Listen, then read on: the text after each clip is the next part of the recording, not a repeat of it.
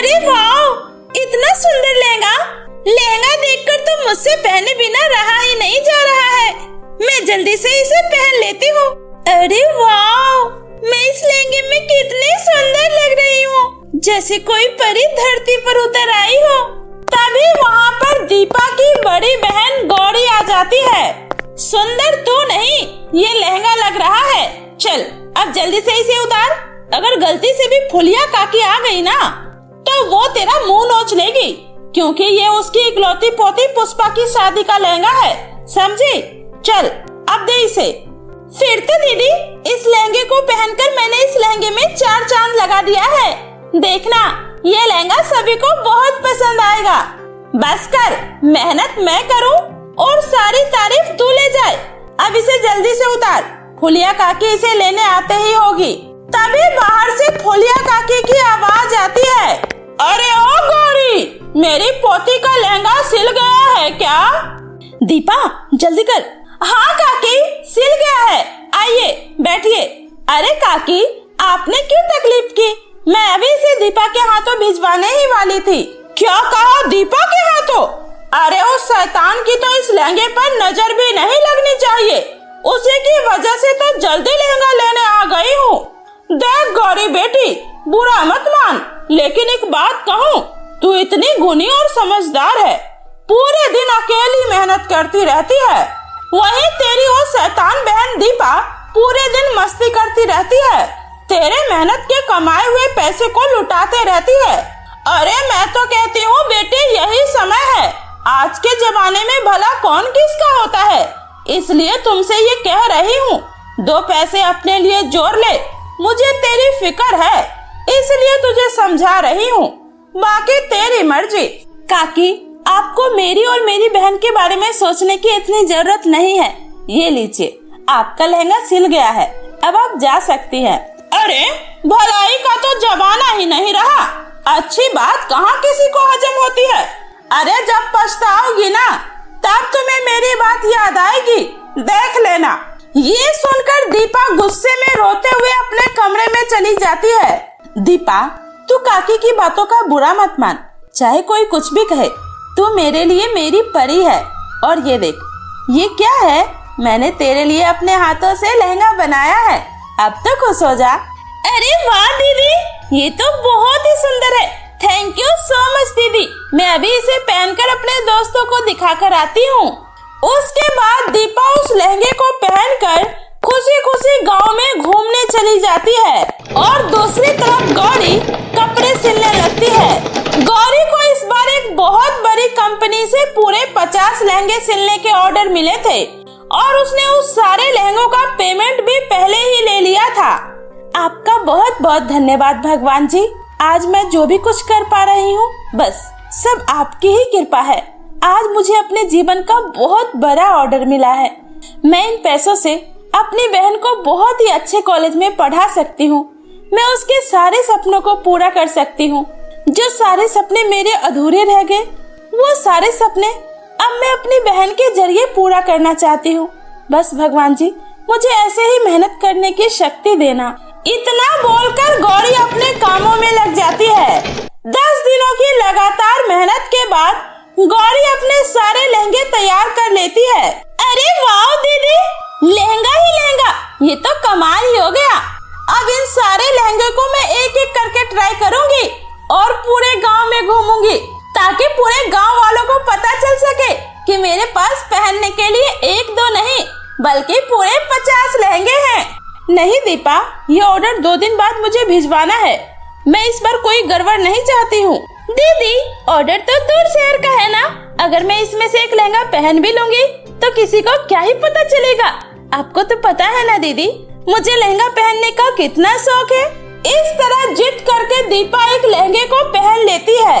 दीपा के लहंगे को देखकर उसी गांव की डिजाइनर कोयली उससे कहती है, अरे दीपा, लहंगा तो बहुत ही सुंदर पहना है तूने, कहाँ से खरीदा है? खरीदा नहीं है, बल्कि ये मेरी डिजाइनर दीदी का कमाल है, उसी ने बनाया है मेरे लिए। गांव के लोगों के 2-4 कपड़े सिलने से कोई डिजाइनर नहीं बन जाता है। तेरी दीदी डिजाइनर कपड़े कभी सिल ही नहीं सकती। अच्छा, सिल तो तुम नहीं सकती हो, समझी? मेरी दीदी तो बहुत बड़ी डिजाइनर बनने वाली है। बनने वाली नहीं बल्कि बन चुकी है, क्योंकि उनको बहुत बड़े डिजाइनर कंपनी से 50 लहंगे सिलने का ऑर्डर मिला है। बस एक बार ये सारे माल चले जाए, फिर देखना मेरी दीदी शहर की सबसे बड़ी डिजाइनर कहलाएगी और तुम ऐसे ही हाथ मलते रह जाओगी। हाँ, समझी? इतना बोलकर दीपा वहाँ से चली जाती है। नहीं, ऐसा नहीं हो सकता, मैं ऐसे हरगिज नहीं होने दूंगी। ये गौरी की बच्ची मुझसे बड़ी डिजाइनर कभी बन ही नहीं सकती। मुझे कैसे भी करके उसे रोकना होगा मुझे।